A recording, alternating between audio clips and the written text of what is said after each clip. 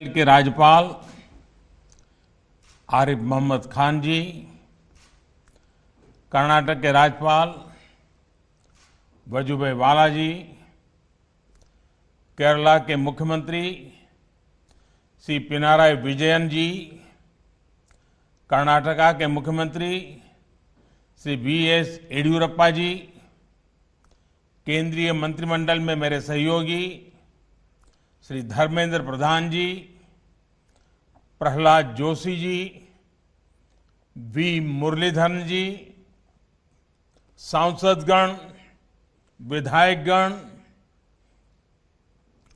और भाई और बहनों,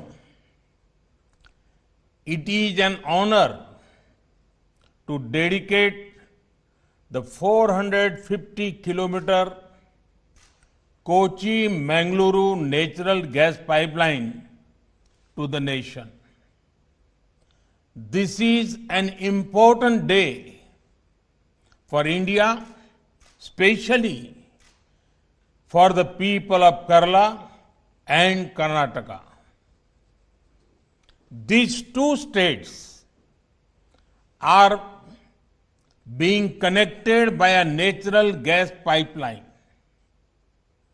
I congratulate to people of these states. Congratulations also to all stakeholders for taking steps to providing clean energy infrastructure. The pipeline will have a positive impact on the economic growth of these two states. साथियों, Kochi Mangaluru pipeline इस बात का बहुत बड़ा उदाहरण है कि विकास को प्राथमिकता देते हुए सभी मिलकर काम करें तो कोई भी लक्ष्य असंभव नहीं। ये प्रोजेक्ट से जुड़े लोग जानते हैं कि इंजीनियरिंग के लिहाज से इसे पूरा करना कितना मुश्किल था। प्रोजेक्ट में कई दिक्कतें भी आई, लेकिन हमारे श्रमिकों, हमारे इंजीनियरों, हमारे किसानों और राज्य सरकारों के सहयोग से ये पाइपलाइन पूरी हुई। कहने को ये सिर्फ एक पाइपलाइन है, लेकिन दोनों राज्यों के विकास को गति देने में इसकी बहुत बड़ी भूमिका होने वाली है। क्यों आज देश गैस बेस्ड इकोनॉमी पर इतना बल दे रहा है? क्यों one nation one gas grid पर इतनी तेजी से काम हो रहा है? क्यों आत्मनिर्भर भारत के लिए गैस बेस्ड इकोनॉमी का तेजी से विस्तार बहुत जरूरी है? वो सिर्फ इस एक पाइपलाइन के फायदों से समझ आ जाएगा। पहला, ये पाइपलाइन दोनों राज्यों में लाखों लोगों के लिए ईज ऑफ लिविंग बढ़ाएगी। दूसरा, ये पाइपलाइन दोनों ही राज्यों के गरीब, मध्यम वर्ग और उद्यमियों का खर्च कम करेगी। तीसरा, ये पाइपलाइन अनेक शहरों में सिटी गैस डिस्ट्रीब्यूशन सिस्टम उसका एक माध्यम बनेगी। चौथा, ये पाइपलाइन अनेक शहरों में सीएनजी आधारित ट्रांसपोर्ट सिस्टम को डेवलप करने का आधार बनेगी। पांचवा, ये पाइपलाइन मैंगलोर केमिकल और फर्टिलाइजर प्लांट को ऊर्जा देगी, कम खर्च में खाद बनाने में मदद करेगी, किसान को मदद होगी। छठा, ये पाइपलाइन मैंगलोर रिफाइनरी और पेट्रोकेमिकल को ऊर्जा देगी, उन्हें स्वच्छ ईंधन देगी। सातवां, ये पाइपलाइन दोनों ही राज्यों में प्रदूषण कम करने में बड़ी भूमिका निभाएगी। आठवां, प्रदूषण कम होने का सीधा असर होगा पर्यावरण पर। जितनी कार्बन डाइऑक्साइड का एमिशन इससे कम होगा, वो लाखों पेड़ लगाने के बाद ही हासिल हो सकता है। साथियों, नवा लाभ ये कि पर्यावरण बेहतर होने से लोगों की सेहत भी अच्छी रहेगी, बीमारी पर होने वाला उनका खर्च भी कम होगा। 10वां, जब प्रदूषण कम होगा, हवा साफ सुथरी होगी, शहर में गैस आधारित व्यवस्थाएं होगी, तो और ज्यादा टूरिस्ट आएंगे। टूरिज्म सेक्टर को भी इसका लाभ होगा। और साथियों, इस पाइपलाइन के दो और लाभ हैं जिनकी चर्चा बहुत जरूरी है। इस पाइपलाइन के निर्माण के दौरान 12 लाख मैन डेज का रोजगार जनरेट हुआ है। पाइपलाइन के शुरू होने के बाद भी रोजगार और स्वरोजगार का एक नया इकोसिस्टम केरला और कर्नाटका में बहुत तेजी से विकसित होगा।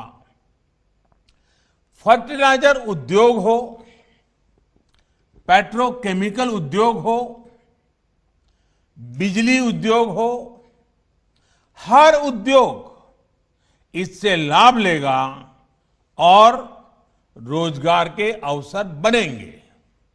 साथियों, इस पाइपलाइन का एक और बड़ा लाभ पूरे देश को होगा। जब ये पाइपलाइन पूरी क्षमता से काम करना शुरू कर देगी, तो देश की हजारों करोड़ की विदेशी मुद्रा ये खर्च बच जाएगा। भारत COP21 के लक्ष्यों को लेकर जिस गंभीरता से काम कर रहा है, ये प्रयास हमें उसमें भी मदद करेंगे। साथियों, दुनिया भर के एक्सपर्ट्स का कहना है कि 21वीं सदी में जो भी देश अपनी कनेक्टिविटी पर और क्लीन एनर्जी पर सबसे ज्यादा जोर देगा, तेजी से काम करेगा, वो तेजी से नई ऊंचाई पर पहुंचेगा। आज आप जिस भी फ्रंट पर देखें, highway connectivity, railway connectivity, metro connectivity, air connectivity, water connectivity, digital connectivity या फिर गैस कनेक्टिविटी, भारत में जितना काम अभी हो रहा है, एक साथ इतने सभी क्षेत्रों में उतना पहले कभी नहीं हुआ। एक भारतीय के तौर पर यह हम सभी का सौभाग्य है कि हम ये होते हुए अपनी आंखों से देख रहे हैं। हम सभी विकास के इस नए आंदोलन का हिस्सा है। भाइयों और बहनों, पिछली शताब्दी में भारत जिस भी रफ्तार से चला, उसकी अपनी वजह रही है। मैं उनके विस्तार में नहीं जाना चाहता, लेकिन इतना तय है कि आज का युवा भारत दुनिया पर छा जाने के लिए अधीर भारत अब धीरे नहीं चल सकता। इसलिए ही बीते वर्षों में देश ने स्पीड भी बढ़ाई और स्केल भी बढ़ाया। साथ साथ स्कोप भी बढ़ाया। साथियों, भारत की नई पीढ़ी का एक अच्छा गुण है कि वो तथ्यों के आधार पर चीजों को परखती है और उसकी सफलता विफलता को तुलनात्मक रूप में भी एनालाइज करती है और हर एक बात को तर्क के आधार पर, तथ्य के आधार पर स्वीकार करती है।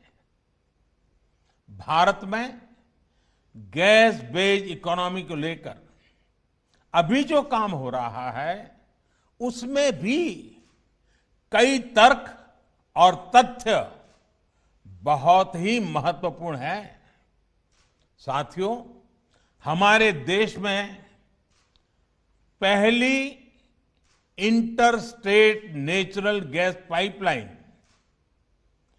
1987 में कमीशन हुई थी। पहली पाइपलाइन 1987 में कमीशन हुई थी। इसके बाद 2014 तक यानी 27 साल 27 इयर्स में भारत में 15,000 किलोमीटर नेचुरल गैस पाइपलाइन बनी।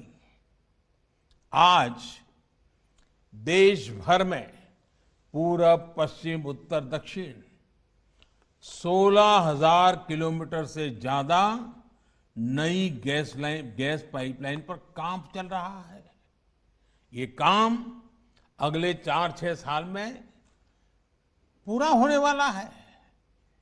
आप कल्पना कर सकते हैं, जितना काम 27 वर्षों में हुआ, हम उससे ज्यादा काम उसके आधे समय में करने का लक्ष्य लेकर चल रहे हैं। साथियों, इसी तरह एक और उदाहरण है सीएनजी स्टेशन का। हमारे देश में पहला सीएनजी स्टेशन 1992 के आसपास शुरू हुआ था। साल 2014 तक 22 साल में हमारे देश में सीएनजी स्टेशनों की संख्या 900 से ज्यादा नहीं थी, 900 से ज्यादा नहीं थी। जबकि पिछले 6 वर्षों में 1500 के करीब नए सीएनजी स्टेशन शुरू हुए हैं।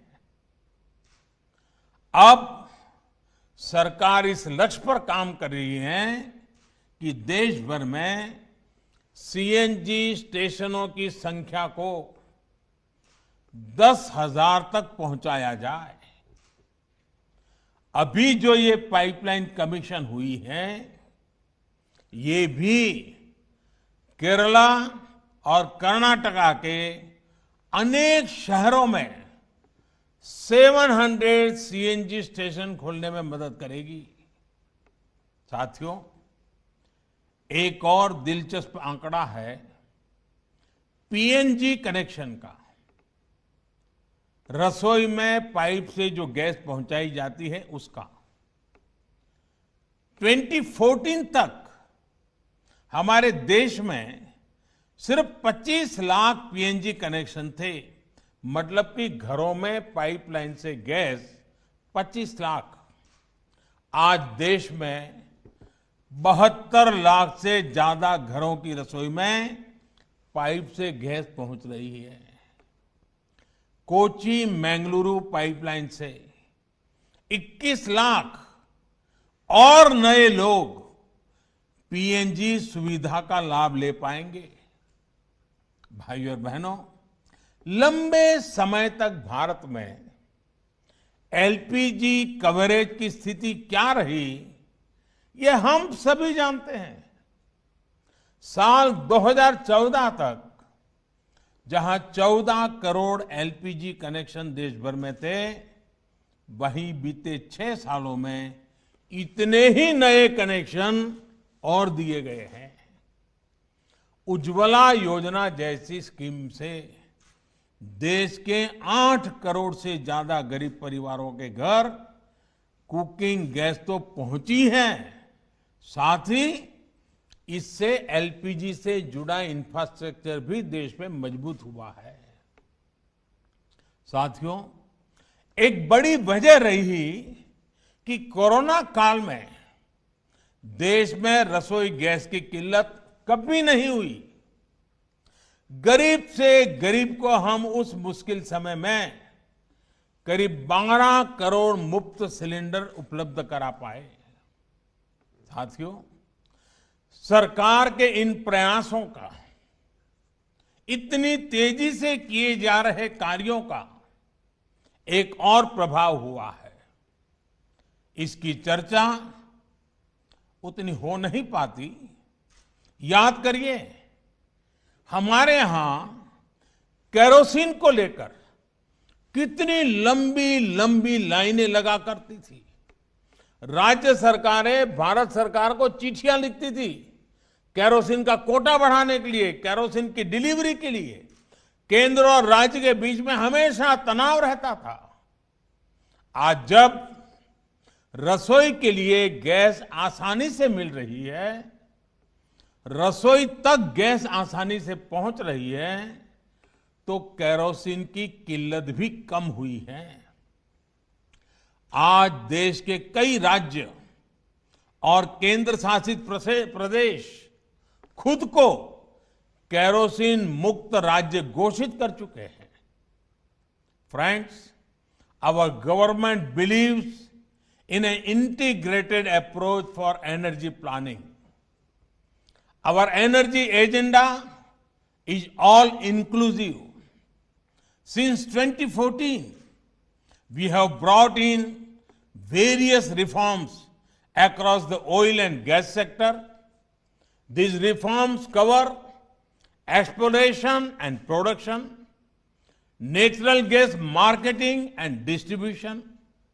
We plan to achieve one nation, one gas grid. We also want to shift to gas-based economy.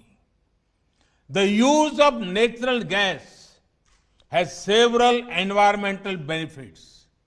The government is taking policy initiative to increase the share of natural gas in India's energy basket from 6% to 15%.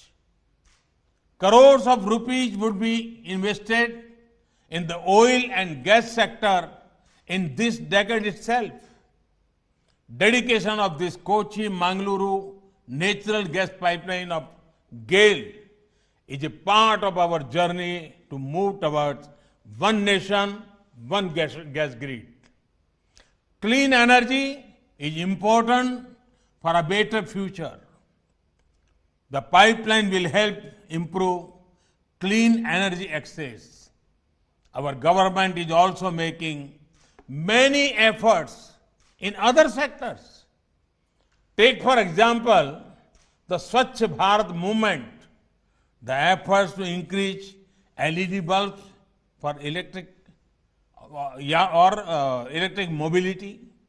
साथियों, आज कोशिश ये है कि देश को भविष्य की जरूरतों, भविष्य की एनर्जी नीड्स के लिए आज से ही तैयार किया जाए। इसलिए एक तरफ देश में नेचुरल गैस पर फोकस किया जा रहा है, तो दूसरी तरफ देश अपने एनर्जी रिसोर्स को भी डाइवर्सिफाई कर रहा है। अभी हाल ही में गुजरात में दुनिया के सबसे बड़े रिन्यूएबल एनर्जी प्लांट का हाइब्रिड सिस्टम का रिन्यूएबल एनर्जी प्लांट का काम शुरू हुआ है। विंड और सोलर कंबाइन। इसी तरह आज देश में ही बायोफ्यूल्स पर बहुत बड़े स्तर पर काम चल रहा है। गन्ना हो या अन्य एग्रो प्रोडक्ट्स हो, इनसे इथेनॉल के निर्माण पर गंभीरता से काम किया जा रहा है। अगले 10 साल में पेट्रोल में होने वाली इथेनॉल ब्लेंडिंग को 20% तक करने का लक्ष्य रखा गया है। यही नहीं, इलेक्ट्रिक मोबिलिटी से जुड़े सेक्टर को, इसमें जुड़े इंफ्रास्ट्रक्चर को भी बहुत अधिक प्रोत्साहन दिया जा रहा है। हम देशवासी को पर्याप्त, सस्ता, प्रदूषण रहित ईंधन मिले, बिजली मिले, इसके लिए हमारी सरकार पूरी प्रतिबद्धता से काम कर रही है। भाइयों और बहनों, देश के संतुलित और तेज विकास की सोच हमारे कोस्टल एरिया के डेवलपमेंट को लेकर भी स्पष्ट रूप से दिखती है। केरला हो, कर्नाटका हो, साउथ इंडिया के हर राज्य में जो समंदर से सटे हैं, वहां ब्लू इकोनॉमी के विकास के लिए एक कॉम्प्रिहेंसिव प्लान पर काम हो रहा है। ब्लू इकोनॉमी आत्मनिर्भर भारत का एक बहुत बड़ा स्रोत बनने वाला है। हमारे पोर्ट्स हो, कोस्टल रोड्स हो, इनको दूसरे माध्यमों से कनेक्ट किया जा रहा है। मल्टी मॉडल कनेक्टिविटी पर हमारा विशेष फोकस है। हमारा coastal region ease of living का भी मॉडल हो रहा है। ईज ऑफ डूइंग बिजनेस भी बेहतरीन हो, इसी लक्ष्य के साथ काम किया जा रहा है। भाइयों और बहनों, समुद्री किनारे पर बसी एक बड़ी आबादी हमारे किसानों की है, हमारे मछुआरे साथियों की है। ये सभी साथी समुद्री संपदा पर निर्भर ही नहीं है, बल्कि इसके बहुत बड़े संरक्षक भी हैं। इसलिए पूरे कोस्टल इकोसिस्टम की सुरक्षा और समृद्धि बहुत जरूरी है। बीते सालों में इसके लिए अनेक सार्थक कदम उठाए गए हैं। मछुआरों को डीप सी फिशिंग के लिए जरूरी मदद हो, फिशरीज का अलग डिपार्टमेंट बनाना हो, मत्स्य व्यापार से जुड़े साथियों को भी सस्ते ऋण के लिए किसान क्रेडिट कार्ड देना हो, इससे सामान्य मछुआरे साथी को भी लाभ हो रहा है। कुछ महीने पहले देश में 20,000 करोड़ रुपए की मत्स्य संपदा योजना शुरू की गई है। इसका सीधा लाभ केरला और कर्नाटका के लाखों मछुआरे साथियों को है। आज मछली से जुड़े एक्सपोर्ट में तो हम तेजी से आगे बढ़ ही रहे हैं। एक क्वालिटी प्रोसेस सी फूड का हब भारत हो, इसके लिए भी हर जरूरी कदम उठाए जा रहे हैं। दुनिया में सीवीड की डिमांड बढ़ रही है, जिसको पूरा करने में भारत अहम भूमिका निभा सकता है। सीवीड फार्मिंग के लिए किसानों को जितना प्रोत्साहन मिलेगा, उतनी ही तेजी से इस क्षेत्र में भी हम आगे बढ़ेंगे।